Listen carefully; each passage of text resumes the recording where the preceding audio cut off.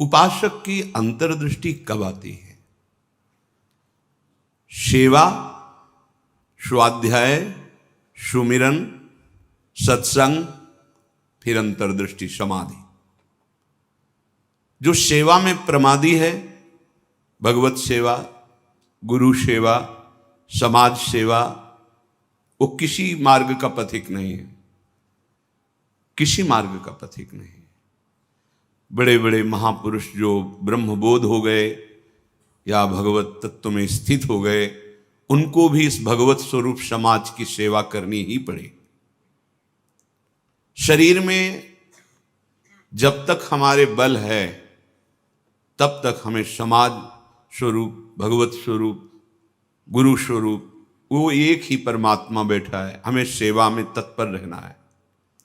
क्योंकि इस शरीर से बहुत जन्मों में अशुभ कर्म हुए हैं, उनका क्षय सेवा से होता है।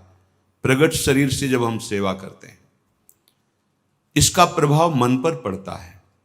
जो हम क्रियाएं करते हैं उनका प्रभाव मन पर पड़ता है। यदि अशुभ क्रियाएं हैं तो मन गंदा संकल्प करने वाला मलिन होता चला जाएगा। शुभ क्रियाएं हैं तो थोड़ा पवित्र होता जाए। लेकिन आपकी शुभ अशुभ दोनों से परे क्रियाएं भगवत स्वरूप, तो आपका मन भगवत स्वरूप हो जाएगा। तब अंतर्दृष्टि खुलती है, एक एक इंद्रिय परम पावन हो जाती है। ये 7 बातें पूज्य श्री राधा बाबा आदेश कर रहे हैं, अंतर्दृष्टि खोलने के लिए है। साधक प्राणों की बाजी लगा करके भी इनका कभी उल्लंघन न करे तो 4 अनर्थों का अपने आप नाश हो जाता है। आगे वर्णन आएगा। प्रेम ही अंतर्दृष्टि है। प्रेम नेत्र, हरिवंश नेत्र, हिय के नयन निहार, अंतर्दृष्टि, ये एक ही शब्द के बहुत से पर्यायवाची हैं। प्रेम नेत्र कह रहे, प्रेम न बाड़ी नीपजे, प्रेम न हाट बिकाए, राजा परजा जेहि रुचे, शीस दे ले जाए।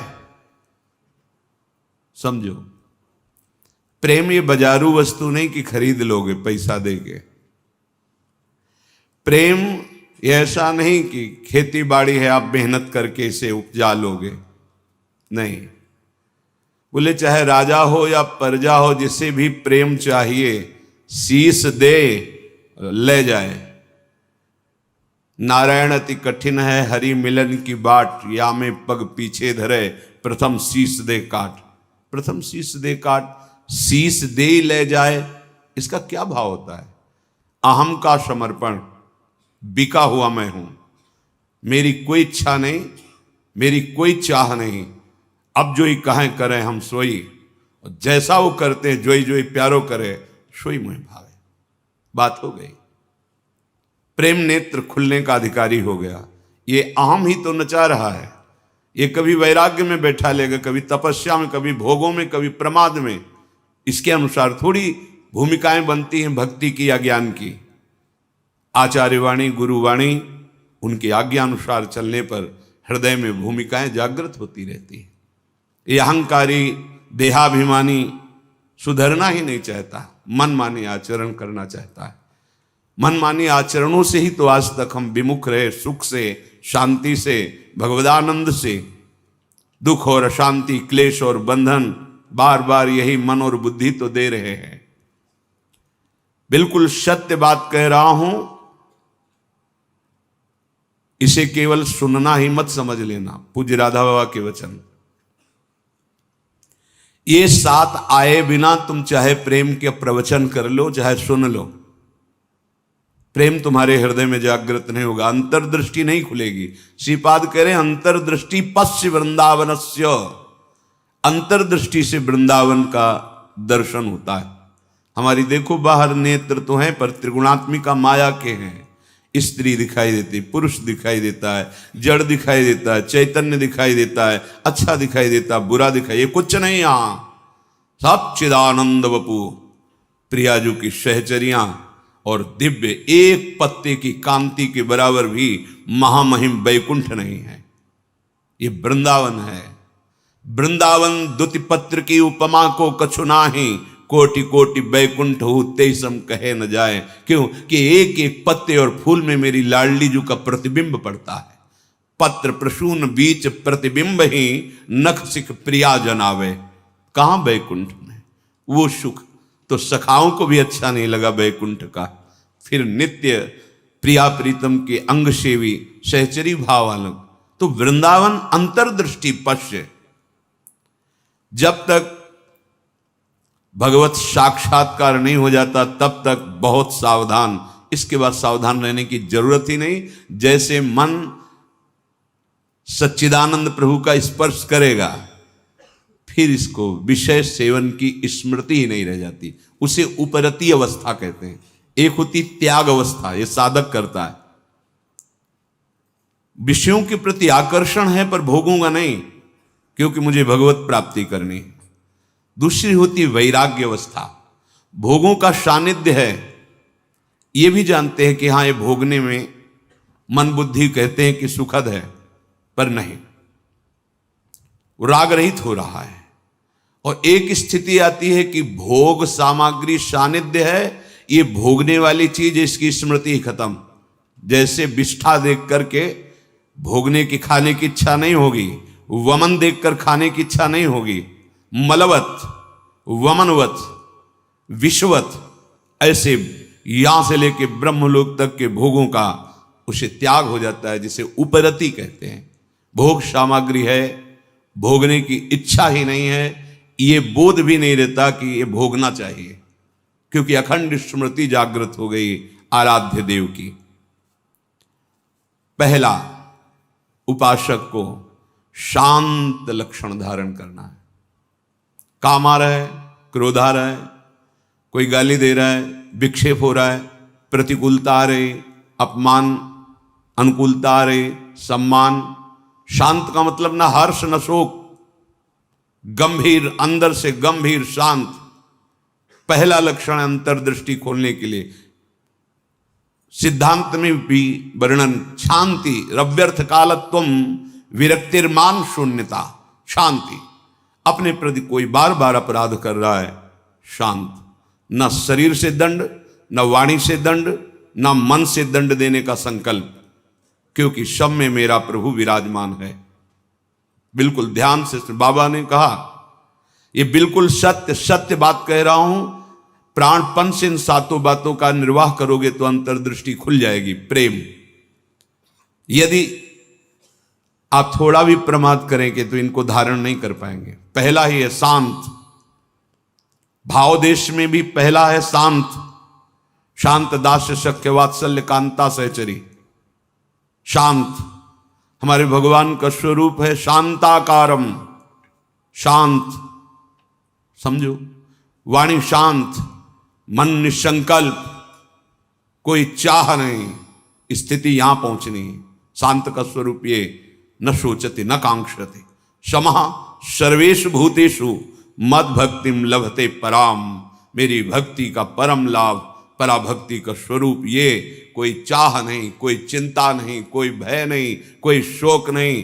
ब्रह्मभूता प्रसन्नात्मा, हर समय अखंड प्रसन्नता।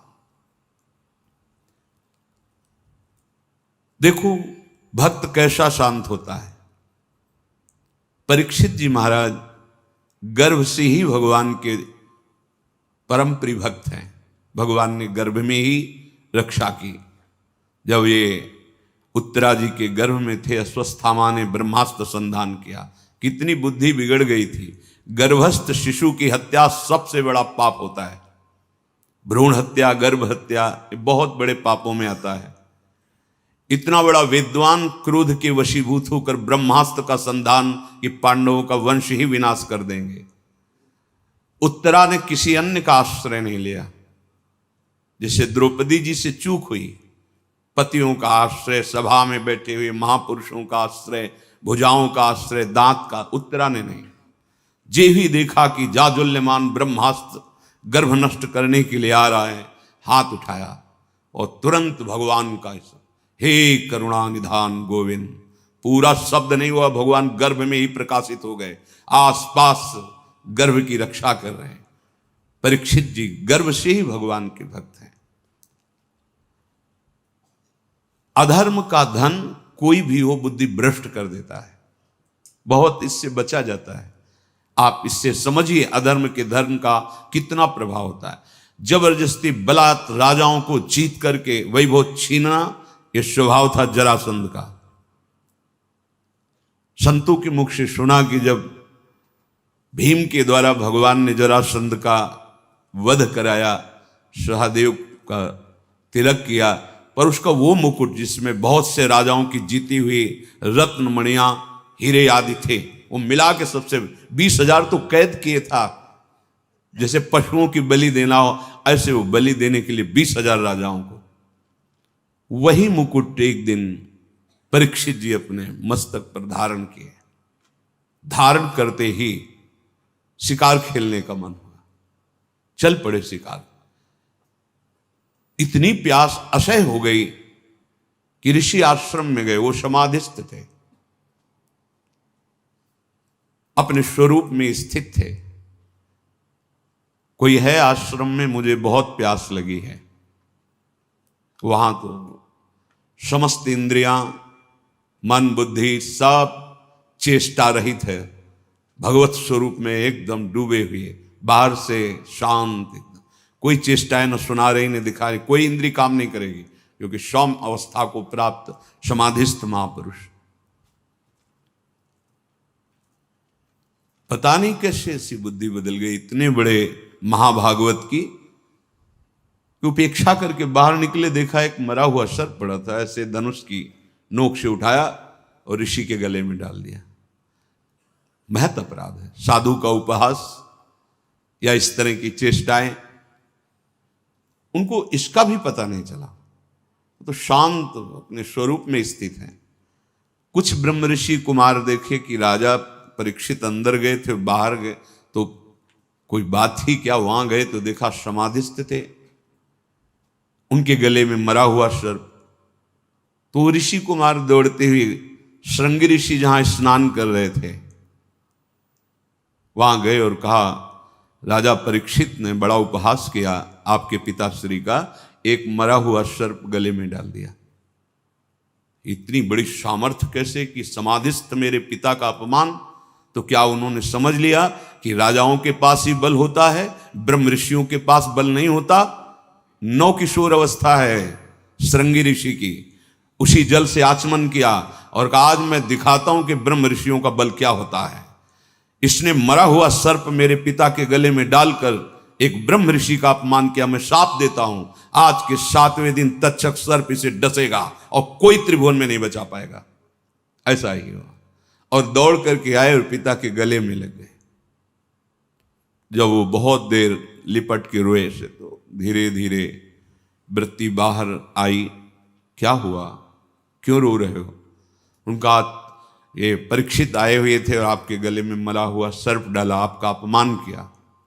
नहीं नहीं, देखो इसमें क्या अपमान होता है? गलती तो हमसे हुई, राजा भगवान का स्वरूप होता है। वो आए थे आश्रम में, अर्घपाद आदि देते, उनको जल पिलाते, उनकी सेवा करते, वो हमारे संपूर्ण प्रजा का शासन करते हैं, सेवा करते हैं, रक्षा करते हैं। हमसे गलती हो गई, रोना नहीं चाहिए। तब किसी ऋषि कुमार ने कहा ये रोए ही नहीं है, इन्होंने शाप भी दे दिया है। नहीं नहीं, निरपराध राजा को शाप कैसे दे दिया? क्या शाप? 7 दिन में तक्षक काटे। गजब कर दिया तुमने। अरे हमसे पूछ तो लेते। अब ब्रह्म वाक्य हैं, इतने बड़े ब्रह्म ऋषि वो भी नहीं काट सकते। अपने शिष्यों को भेजा जाओ और परीक्षित को सूचना दे दो, कोई उपाय कर लो अपने परम कल्याण का। 7 दिन में तक्षक सर्प आएगा और डसेगा। जे ही जाके वहां परीक्षित ने मुकुट उतार के ये क्या मेरे से, ये क्या हो गया? मुझे दंड मिलना चाहिए। बहुत पश्चाताप करे, ऐसा उपहास कैसे कर दिया, ऐसा अपराध कैसे कर दिया। इतने में वो शिष्य पहुंचे और कहा महाराज आपने जो गले में सर्प डाला, बालक होने के कारण श्रृंगी ऋषि ने आपको शाप दे दिया है। निश्चित आपको 7वें दिन महाभयंकर विषधारी तक्षक आएगा और डसेगा, आपको कोई नहीं बचा सकता। आप उपाय कर लीजिए भगवत प्राप्ति का। बहुत हृदय शीतल हुआ। वर्णन है। एकदम हृदय में शीतलता हुई, प्रायश्चित हो गया। तत्काल सर्वस्व का त्याग, सम्राट पद पर जन्मेजय का तिलक और गंगा के किनारे का 7 दिन तक भगवान शुकदेव जी के द्वारा गाई हुई भगवत चर्चा श्रवण की और बीच में प्रार्थना की थी कि भगवान आप चिंता मत कीजिए, ये भूख और प्यास मुझे अब परास्त नहीं कर सकती।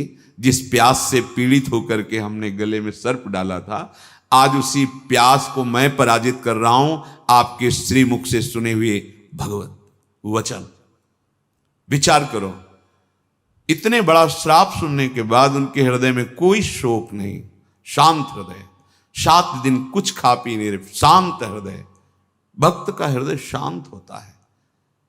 उनके गले में सर्प डाला हुआ शांत नहीं हुए, कोई बात नहीं। अगर हम भगवत दर्शन करना चाहते हैं, महासुख में निमग्न होना चाहते हैं, दुख मिटाना चाहते हैं, तो शांत होना स्वभाव में लाएं। अशांत स्वभाव नहीं। अशांतस्य कुतः सुखम। अशांति अगर हृदय में होगी तो बहुत पाप बन जाएंगे, कड़ुआ बोलोगे, गंदे आचरण बन जाएंगे, हिंसा आदि दोष भी उत्पन्न हो सकते हैं।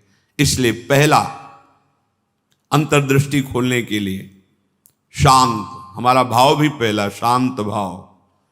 ये मार्ग का पथिक भी शांत मार्ग का पथिक है।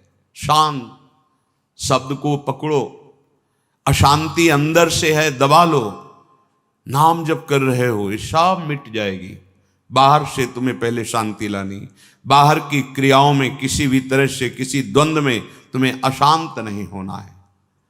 वो तभी हो सकता है जब आप लक्ष्य बना लियो भगवत प्राप्ति, तभी सह सकते हो, कोई बात नहीं।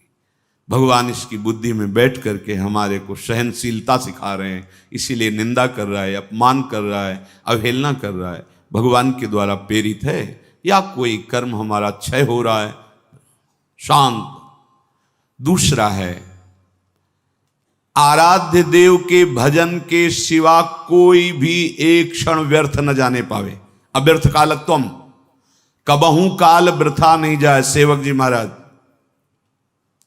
पकड़ो, अंतर्दृष्टि प्राप्त महापुरुष ही जीवन मुक्त कहा जाता है। पकड़ो, कोई भी क्षण भजन के बिना ना जाए। शरीर से सेवा हो रही और अंदर ही अंदर नाम जब चल रहा है, प्रभु के लीला रस से भरे हुए पद गुनगुना। कितना सहज सरल भगवदानंद प्रदान करने का हमें साधन मिल गया गुरु कृपा से। सेवक शरण सदा रहे, अनत नहीं विश्राम। कै वाणी हरिवंश की, कै हरिवंश ही नाम। या तो नाम मंत्र चल रहा है और या वाणी जी गुनगुना रहे हैं।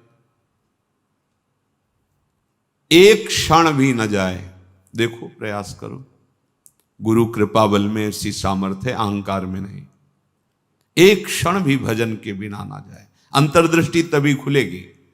तीसरा, ये विश्वास कर लो, संसार के किसी भी भोग में सुख नहीं है। कभी तुम्हें तृप्ति नहीं मिल सकती, क्योंकि है ही नहीं। ये भूत के लड्डू हैं, चाहे जितना खा लो पेट नहीं भरेगा, और ना खाओ तो ललचाते रहो। इसलिए तुम्हारा ललचाना ना हो, नाम जप करो। ये विश्वास करो महापुरुषों के वचनों से, भोगों में सुख नहीं है। कितना भोगोगे?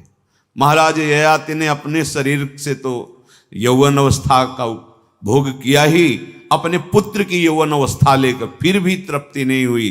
तब उन्होंने कहा, संपूर्ण संसार के ये सब भोग भगवत विमुख व्यक्ति एक को दे दिए जाएं तो भी वो तृप्त नहीं हो सकता, क्योंकि नहीं है। कल किसी ने प्रश्न किया था, ऐसा ऐसा हमने सैकड़ों ऐसा ऐसा सब किया, तो हमने कहा ईमानदारी से बताना, वृंदावन में बैठे हो, क्या तुम्हारी तृप्ति हुई, क्या सुख हुआ? तो चिल्ला के रो के बोला, नहीं, नहीं होगी। विनिश्चितम बदामि तेन अन्यथा वचांसि। गोस्वामी जी के, मैं झूठ नहीं बोल रहा, सत्य कह रहा हूं। हरिम भजन्ति, बिना भजन के तुम्हारे इंद्रियां, तुम्हारा मन, तुम्हारा हृदय शीतल हो ही नहीं सकता, विश्राम पा ही नहीं सकता। ये जलाती रहेंगी कामनाएं, तृष्णा, वासनाएं। इसलिए पहले समझ लो, गुरुजनों के वचन मान लेने से निकल जाओगे। अगर अनुभव करने की चले भोग राज्य में, तो आज तक कोई ऐसा नहीं हुआ कि स्वयं लौट पाया हो। हमारी आपकी तो बात जाने दो, बड़े बड़े महापुरुषों में। एक उदाहरण, आद्य गुरु भगवान शंकराचार्य जी नवीन किशोर अवस्था में ही पूरे विश्व को अपने प्रकांड ज्ञान के द्वारा परास्त कर दिया। जब तीर्थराज प्रयाग पहुंचे, पूरे सन्यासियों का साथ में दल होता, मंडली होती, आगे भगवान शंकर साक्षात शंकराचार्यम, शंकरम शंकराचार्यम, ज्ञान का विशुद्ध स्वरूप, तेजों में दृष्टि पड़ते ही चरणों में झुक जाए, ऐसा तेज। मंडन मिश्र नाम के एक बड़े विद्वान थे। भगवान शंकराचार्य जी ने उनसे कहा, सत्य को स्वीकार करो या तर्क। उन्होंने तर्क स्वीकार किया, पर ज्ञान समुद्र भगवान शंकर से कौन जीत सकता है, परास्त कर दिया। उनकी पत्नी बहुत विवेकवान बुद्धिमान थी, आई और प्रणाम किया और कहा, प्रभु आप संपूर्ण विजय अभी नहीं प्राप्त किए, अर्धांग तो अभी बचा हुआ मैं भी हूं, मेरे प्रश्न का उत्तर दे दो, तब हम दोनों परास्त माने जाएंगे। अभी तो आधे अंग को परास्त किया, आधा मैं हूं, बात सत्य है। बोलो, रति में स्त्री को सुख मिलता है या पुरुष को प्रधान सुख? अधिक सुख किसको मिलता है? बहुत प्रवीण थी, जानती थी, बाल योगी है, अनुभव शून्य। अगर ये कुछ बोलते हैं तो आपका अनुभव है ऐसा? क्योंकि सत्य विषय का तो अनुभव है, असत चेष्टाएं तो की ही नहीं, तो कैसे इनको अनुभव होगा? तो चुप हो जाएंगे। पूछा, मुस्कुरा दिए भगवान शंकराचार्य, समय चाहिए इसके लिए। हाँ देती हूं। एकांत हुए अपने सब संतों को लेकर और गुफा में कहा कि मैं शरीर छोड़ रहा हूं, ये सन्यासी शरीर है, महायोगी थे, मैं इसका अनुभव करके उसको बताऊंगा। आप हमारे शरीर को गुप्त रखना और ऐसी ऐसी पद्धति से सुरक्षित रखना, प्रकाशित ना होने पावे कि यह शरीर यहां है। ध्यान के द्वारा देखा कि एक राजा का शरीर छूटा है, अपना शरीर छोड़ा और वहां सौ रख करके विलाप हो रहा था। अचानक हरकत आ गई शरीर में, प्रवेश कर गए आद्य गुरु भगवान शंकराचार्य। इसके पहले अपने शिष्यों को बता गए थे, मैं वहां उस शरीर में प्रवेश कर रहा हूं और भगवान हरि की माया बड़ी प्रचंड है, कहीं ऐसा ना हो कि उस वैभव सुख में राजी हो जाए। तो एक मोह मुद्गल स्तोत्र की रचना करके दे दी थी, ये आके सभा में सुनाना तो ये सब ठीक हो जाएगा।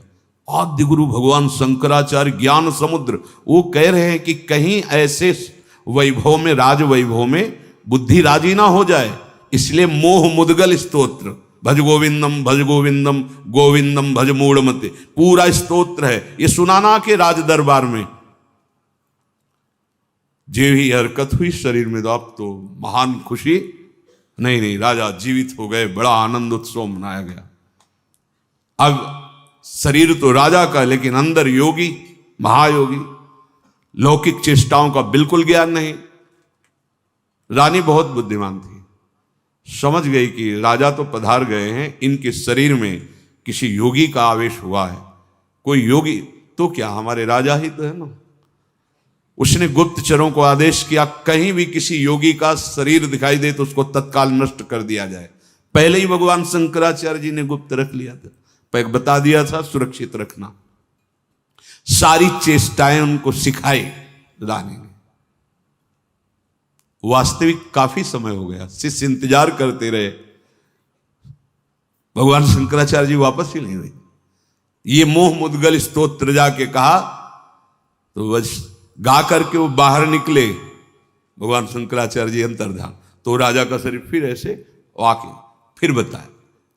तो भोगों में और योग में दोनों के अनुभव करके बड़े बड़े महापुरुषों ने देखा, केवल भ्रम, कहीं कोई सुख नहीं। हम महापुरुषों के वचनों को माने, अनुभव करने के लिए ना चले। अनुभव करने के लिए जब गए तो आद्य गुरु भगवान शंकराचार्य भी अपने शिष्यों को मोह मुद्गल प्रहार करके मोह का नाश करना, क्योंकि उस शरीर में जाने पर हो सकता है मोहबद्ध कर, ये भगवान की प्रचंड माया है। तो गुरु वचनों को मान लो, शास्त्र वचनों को मान लो, अनुभव करने गए तो फिर फंस जाओगे। वो तो समर्थ भगवान है, लीला करके दिखा रहे हैं। अपने इतनी सामर्थ्य नहीं कि भोगों का अनुभव करके फिर उनका त्याग करके भगवत मार्ग में चले। जब भगवान शिव मोहिनी रूप को हृदय से लगाया, फिर आवेश हटा माया का, तब भगवान हरि ने कहा कि प्रभु केवल आप ही हैं कि मेरी माया का आकर्षण, फिर अपने स्वरूप में स्थित हो गए। दूसरा इस सृष्टि में नहीं है, सृष्टि में नहीं। ऐसी प्रचंड माया भगवान की है। इसलिए पूज्य राधा बाबा कह रहे उपासक, तीसरा नंबर है, समस्त भोगों में कोई सुख नहीं है, ये मान लो। केवल शरीर यात्रा के लिए या अपनी धर्म पूर्ति के लिए, आप गृहस्थ में हैं तो धर्म पूर्ति के लिए, संतानोत्पत्ति के लिए वो आज्ञा शास्त्र की है, वो निष्पाप क्रिया है, वो आपको आगे बढ़ाएगी।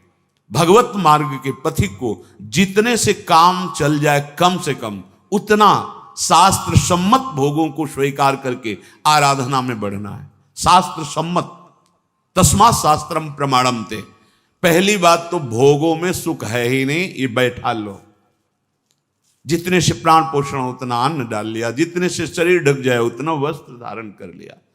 निरंतर निरंतर शांत और निरंतर, एक क्षण का अंतर न पड़े ऐसा भजन, और भोगों में सुख बिल्कुल नहीं है ऐसा। जैसे कोई दुर्गंध युक्त स्थान हो तो हम नाक बंद करके चलेंगे क्योंकि बड़ी दुर्गंध है। कोई मल बमन आदि पड़ा हो तो उस दृष्टि नहीं डालेंगे। ऐसे भगवत मार्ग में चलने वाले पथिक की दृष्टि बड़े से बड़े आकर्षणकारी भोगों के प्रति होती है, ध्यान रखना। रमा विलास राम अनुरागी तजत बमन जिम जन बड़भाग, वो देखेगा भी नहीं। ऐसे अगर आप किसी भी दृश्य को प्रियता से देखते हैं मोबाइल में, या ऐसे छुप के देख रहे हैं, भाई सामने तो देख नहीं सकते तो किसी ऐसी जगह खड़े जहां से शरीरों का आकर्षण देख रहे हैं, अपने आप का नाश कर रहे हैं, वो संस्कार बन रहे, तुम्हें गिराएंगे, यहां नहीं तो कहीं गिरा देंगे, आज नहीं तो कल गिरा देंगे। बहुत सावधान। ये तीसरा है, किसी भी भोगाकर्षण से हम प्रभावित ना हो। जब दूसरा चलेगा तो तीसरा ही आ जाएगा। निरंतर भजन और ये सावधानी, निश्चित निश्चित। हमें अच्छा लगा जब उससे पूछा, वो खुद वर्णन कर रहा था ऐसा ऐसा ऐसा। हम कहा क्यों गंदी बातें सुने, पर इसलिए कि इससे लाखों लोगों का भाव शुद्ध हो सकता है। उससे पूछा तुम्हें क्या मिला, सुख मिला? तो उसने कहा नहीं, और रो पड़ा चिल्ला के। बस मान लो ये बात, इन गंदे चेष्टाओं में कभी सुख नहीं, कहीं सुख नहीं। केवल तुम मृत्यु का वर्ण कर रहे हो, अपनी जीवन को नष्ट कर रहे हो। शास्त्र सम्मत भोग वैराग्य प्रदान करके मोक्ष प्रदान करते, धर्म अर्थ काम मोक्ष। अगर आप मनमानी आचरण करेंगे, मनोरंजन करेंगे, तो आप कोई भी हो, कहीं भी हो, नष्ट हो जाएंगे। ये संत महापुरुष जन, इनकी वाणी एक जैसे मां दुलार करके डांटती है, ऐसे अनंत दुलार लेकर आपसे कह रहे हैं। आपकी निंदा करना उद्देश्य थोड़ी है, आपको अवगुणी साबित करना उद्देश्य नहीं, आपके हृदय को चोट पहुंचाना उद्देश्य नहीं, पर आपके हृदय को महान बनाना और दुर्गुणों से, दुर्विचारों से, दुष्कर्मों से मुक्त करा के महासुख में निमग्न करना, इस संतों की वाणी का पावर है, ये उसकी सामर्थ्य है। आप उससे कटु वचन न माने, उपहास या अवहेलना न माने। जैसे हम चाहे जो रोग हो डॉक्टर के सामने पेश करते हैं, ऐसे ही बड़ी कृपा है उनके ऊपर जो अपने अवगुणों को अवगुण मान रहे हैं और उनसे दूर होना चाहते हैं। ये कोई आश्चर्य में बात नहीं, क्योंकि भगवती माया बहुत बलवती है। भगवत विमुख कुछ भी करा सकती माया। जो भगवान नाम जापक वहां होश में रहती माया, क्योंकि वो स्वामी का नाम जप कर रहा है और प्रभु की शरण में है। अगर उपासक के हृदय में भोगों से घृणा नहीं आई है तो अभी उपासना का रंग नहीं, नाम जप नहीं चल रहा पक्का। हृदय की बात कहता हूं। आप देखो, एक दिन चला के नाम देखो, 24 घंटे जलन पैदा हो जाएगी अगर कोई आपसे बात करना चाहेगा। कुछ देखना, कुछ सुनना, कुछ बोलना, ये जहर लगने लगेगा आपको। देखो तो करके। अब आप मनोरंजन में लगे हो, किसी तरह समय कट रहा है, खाया पिया, मौज मस्ती, ये जीवन ऐसे व्यतीत करने लायक नहीं। बड़ा दिव्य जीवन है। मानव देह पशुवत थोड़ी आचरण करना है।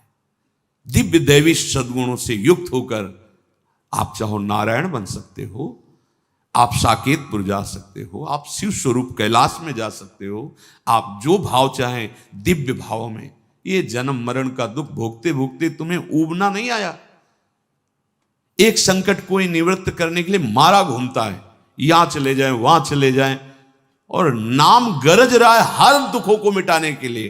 कहीं जाने की जरूरत नहीं। राम कृष्ण हरि जो नाम प्रिय, राधा राधा राधा, सर्व मंगल होता चला जाएगा।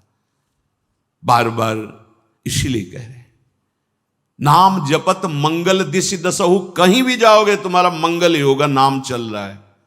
नहीं, ये भोगा शक्ति बहुत ही प्रबल है, विचार करने का अवसर नहीं देती, भ्रष्ट कर देती है। नाम चल रहा है, इसकी ताकत नहीं कि गिरा सके। चौथी बात, मन में अपने अंदर मान का बिल्कुल भी प्रभाव ना रह जाए। अंतर्दृष्टि खुलने के लिए पहला शांत, दूसरा निरंतर भजन, तीसरा भोगों में सुख नहीं है, दृढ़ बुद्धि, भोगों से घृणा। चौथी बात, अपने अंदर मान न रह जाए। अगर मान है तो परम पद में आरूढ़ होने के लिए सबसे पहला त्याग इसी का किया गया है। निर्मान मोहा जित संग दोषा, पहले मान रहित, सबहि मान प्रद आप अमानी। मान अगर है तो फिर परमार्थ मार्ग का पथिक। और संसार में मान के लिए ही सब कुछ किया जाता है, और परमार्थ मार्ग इससे उल्टा है। मान की धज्जियां उड़ा दी जाती हैं। सम्मानम कलयाति घोर गरलम, ये घोर हलाहल विष है। अगर अध्यात्म की ऊंचाई पर चढ़ना है तो सम्मान की धज्जियां उड़ा दे, अंदर से कभी स्वीकार न करे, सबके चरणों में नमन करे। वो साष्टांग कर रहा है, पंचांग कर रहा है, बलिहारी उसकी श्रद्धा है। वो सबके हृदय में विराजमान भगवान को प्रणाम कर रहा है, गुरु प्रदत्त वेश को प्रणाम कर रहा है। हम तो दास हैं उनके चरणों में। सम्मान स्वीकार करना, ऐसा अधिकार केवल भगवान को या भगवत प्राप्त महापुरुष को ये अधिकार है अपने जैसे दासों का। बस कोई प्रणाम करे तो नम्र होके प्रणाम।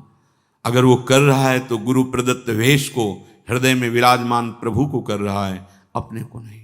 अगर अपने उस मान के भोक्ता बने तो परमार्थ चल ही नहीं पाओगे, नहीं चल पाओगे, नहीं चल पाओगे।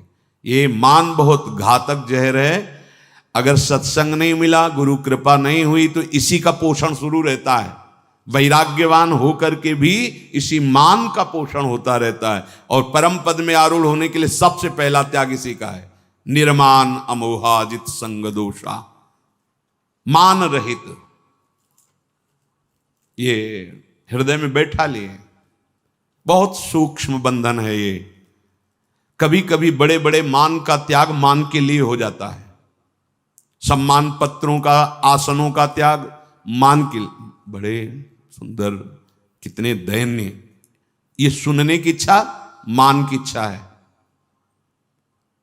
अगर स्वाभाविक हमारी स्थिति मान रहित हो रही तो ये केवल गुरु कृपा से, ये पक्का।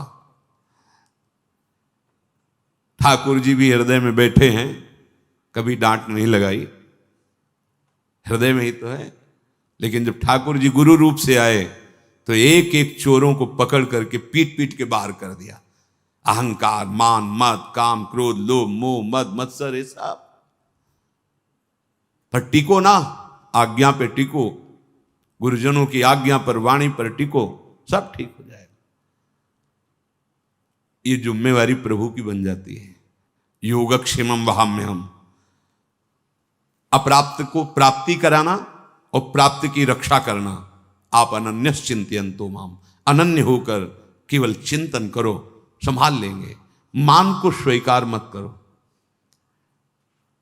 मान को स्वीकार न करो। शरीर स्वस्थ है, कोई प्रणाम कर रहा है, आप भी प्रणाम करो, उसकी श्रद्धा है। जब बहुत लोग प्रणाम करें तो कहां तक करोगे? हृदय से सबको प्रणाम किया और अपनी स्वीकृति नहीं की कि हमें प्रणाम हो रहा है। नहीं नहीं, देहाभिमान पुनः पुष्ट होने लगेगा। बहुत सूक्ष्म है। जहां हमारा मन प्रपंच में फंसने लगे, जहां हमारा मन संसार की मान्यताओं को स्वीकार करने लगे, नहीं, ये जीवन केवल भगवत प्राप्ति।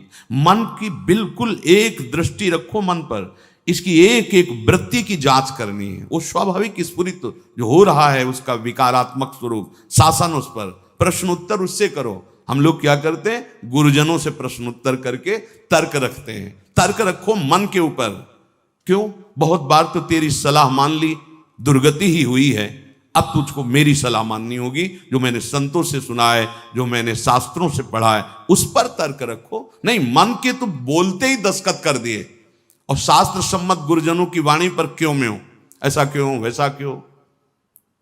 चौथा है आपके मन के अंदर मान का बिल्कुल ना रह जाना।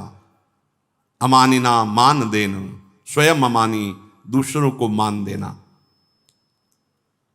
महाराज भर्तृहरि जी जब भोगों से वैराग्य की वृत्ति जागृत की, कुछ नहीं, पिंगला का दृश्य देख करके घोर वैराग्य युक्त भगवान शंकर की आराधना, समय पर देवाधिदेव महादेव प्रसन्न हुए और कहा क्या इच्छा करते हो, वरदान मांगो। तो भर्तृहरि जी ने यही वरदान मांगा था, प्रभु कभी सम्मान से मुझे भिक्षा भी ना मिले, तिरस्कृत होकर भिक्षा पाऊं, कभी सम्मान से, मान से नहीं। ये क्यों? जहां मान जागृत हुआ फिर देहाभिमान, क्योंकि चक्रवर्ती सम्राट रहे ना, तो यही मांगा कि मान रहित हमारी स्थिति रहे, अर्थात भिक्षा भी मुझे कभी सम्मान से न मिले प्रभु। और महापुरुषों के वचन, जिस गली में भिक्षा मांगने गए आपका तिरस्कार हुआ, अपमान हुआ, अवहेलना हुई, उस गली में जरूर जाना चाहिए। लेकिन उस गली को पहचान लेंगे, जाएंगे नहीं। और आओ बाबा राधे श्याम, बैठो कुर्सी में बैठो, एक गरम गरम बनाओ, वहां जरूर जाएंगे। नहीं, वहां मत जाइए। दरवाजे के बाहर से भिक्षा का अधिकार है, अंदर बैठना, कुर्सी में जाके बैठना, बात करना, हंसना, ये आप अपने लिए वो बीज बो रहे हैं जो परमार्थ को नष्ट कर देगा। गुरुजनों का आदेश है, भिक्षान्न केवल गेट के बाहर से, राधे श्याम 2-3 आवाज लगाई, अगर कोई ग्रह निकला भिक्षाम दे, ली रोटी चल, नहीं बस 1 2 3 आवाज लगाई, बाहर मिला मिला, नहीं मिला भूख पा लिया। तब भगवान अधीन होते हैं ऐसे भक्तों के। मन में मान का बिल्कुल न रह जाए आदर, बिल्कुल। 5वां, दिन रात में प्रतिपल ये भरोसा दृढ़ हो जाए भगवान हमारे साथ हैं। प्रेम दृष्टि खुलने का ये राधा बाबा का आदेश है। रात दिन तुम्हारे अंदर ये भरोसा हो जाए कि दिखाई तो नहीं दे रहे, भगवान है निश्चित हमारे पास।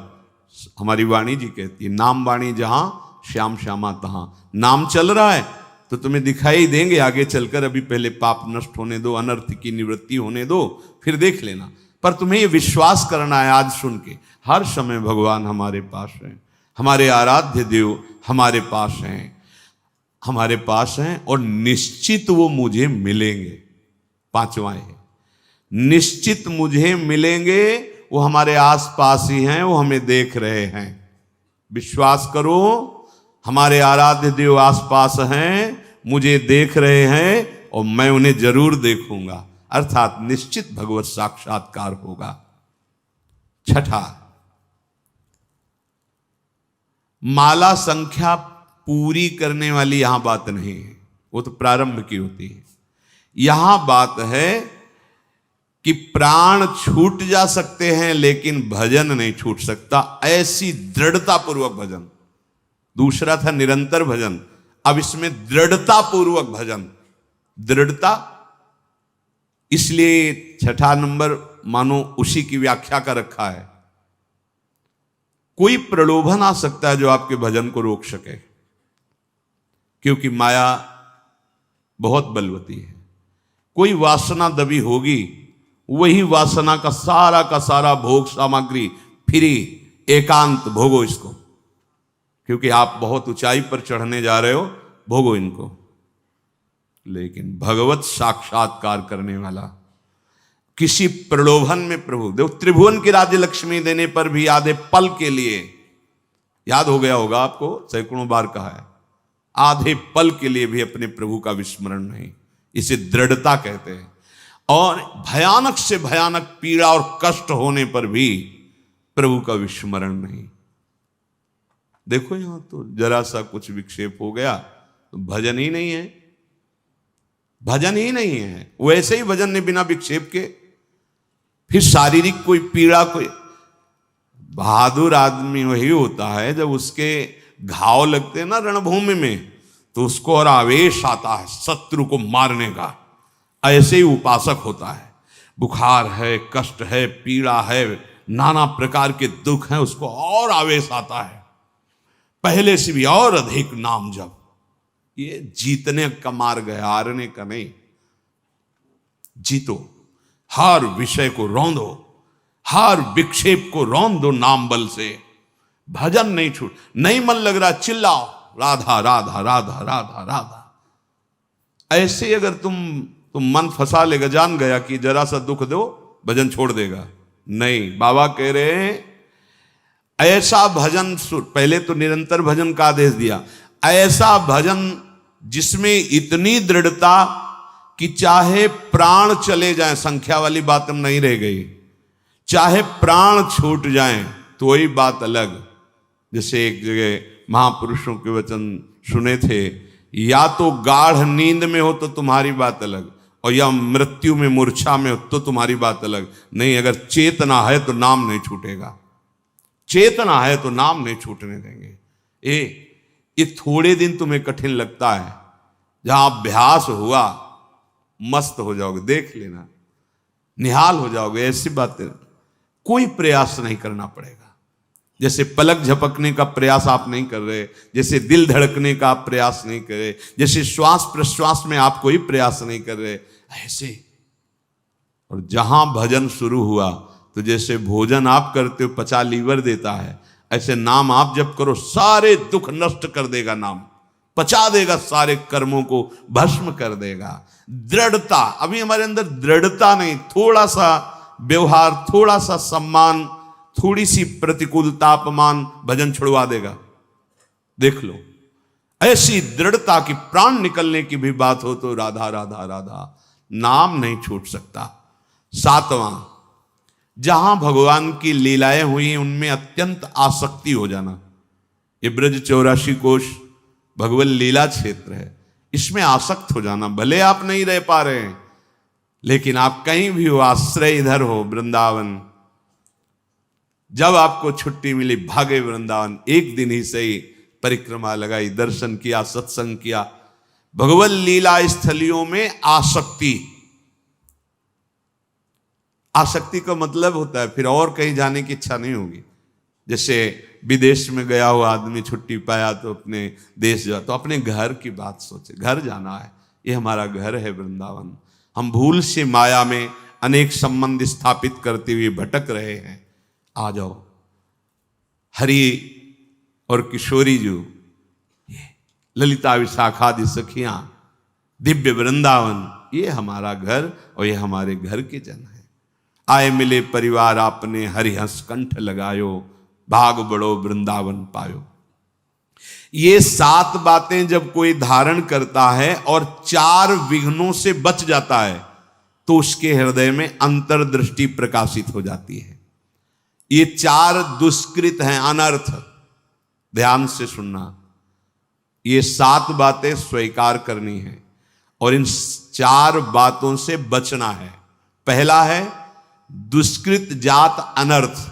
पूज्य श्री राधा बाबा, पूर्व जीवन में जो हमसे पाप हुए हैं, बड़े बड़े बुरे कर्म हुए पूर्व में लाखों अनंतों जन्मों का बात आ गई। अभी अज्ञानी जीव ऐसे तर्क करते हैं, कौन जाने पीछे कर्म हुआ है कि नहीं। अभी नया बच्चा जो प्रकट हुआ वो किसी विद्यालय में तो नहीं गया कि शिक्षा दी गई हो, आप ऐसे करो, वो भयभीत हो जाए, मतलब जानता है भय का क्षेत्र है। मां जब दुग्ध तो पीने लगता है, इसका मतलब ये पूर्वाभ्यासी है इसका, दुलार करो, ऐसे पुचकारो, वो किलौरे। इसका मतलब है, जानता है इसे प्यार कहते हैं और ये इसको प्रहार कहते हैं। वो बड़ा पुरातन है, कपड़ा नया बदला हुआ है, अभी जीव नया है। कर्म भोग जब होते हैं, कई प्रश्न करते हैं कि अभी तो 10 वर्ष का बालक था, उसने इतना बड़ा पाप क्या किया, ऐसा। तुम क्या जानते हो? कपड़ा 10 वर्ष का है, लेकिन पहनने वाला बहुत पुरातन है। वो भगवान का अंश है, न जाने कितने शरीरों का त्याग करते हुए पाप कर्म किए, तो वो उसको दंड मिल रहा है। महापुरुषों के वचन, ये अज्ञानी जनों के ऐसे तर्क होते, कैसे उनको समझाए। कह रहे हैं कि जो तुमने पूर्व जीवनों में पाप कर्म किए हैं, अब तुम भजन में लग रहे हो, तुम्हारा अंतिम जन्म का निर्णय है कि मैं भगवत प्राप्त हो जाऊं, अब वहां से हिसाब फटाफट होगा। वो संस्कार मन पे आएंगे, तन पे आएंगे, शांत नाम जप बढ़ाते जाओ। जो भोग जितना, वो बहुत कम करके भोगवा रहे हैं भगवान, बहुत कम करके। अगर तुम्हें अपने सारे कर्मों का भोग भोगना पड़े तो हजारों करोड़ों जन्म बार बार लो और बार बार भोगो, तो भी निपटना मुश्किल हो जाएगा, इतना स्टॉक है। अब इसी जन्म में थोड़ा थोड़ा करके भुगा करके अपने पास बुला लेते हैं। अत्यंत कृपा है। जो भी दुष्कृत जात अनर्थ तुम्हारे जीवन में आएगा, 2 प्रकार से, एक दंड रूप से आएगा और एक आएगा पाप कर्म कराने की प्रेरणा रूप से।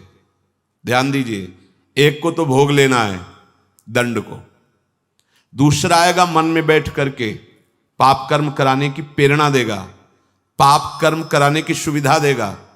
अगर दूसरे को भोग लिया तो आगे फिर योनि बनने का, किसी योनि में जाने का आपने हिसाब तैयार कर लिया।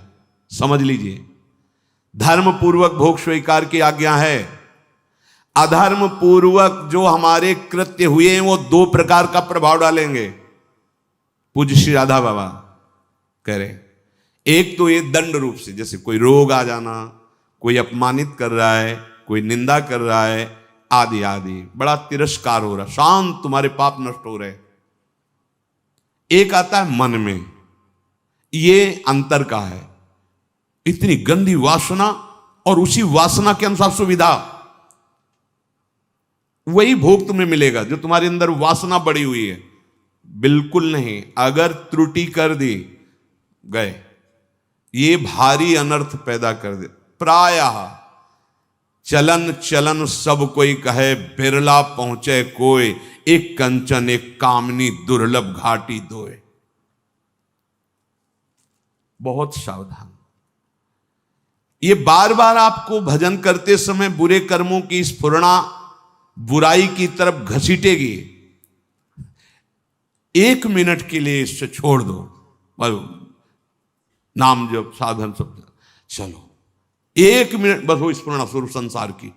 बड़ा गजब है, 1 मिनट के लिए भी से चैन नहीं है। जरा सा छूट पाई, भागा संसार में, कोई न कोई पूर्व देखे हुए दृश्य, सोची हुई बातें सामने लगे।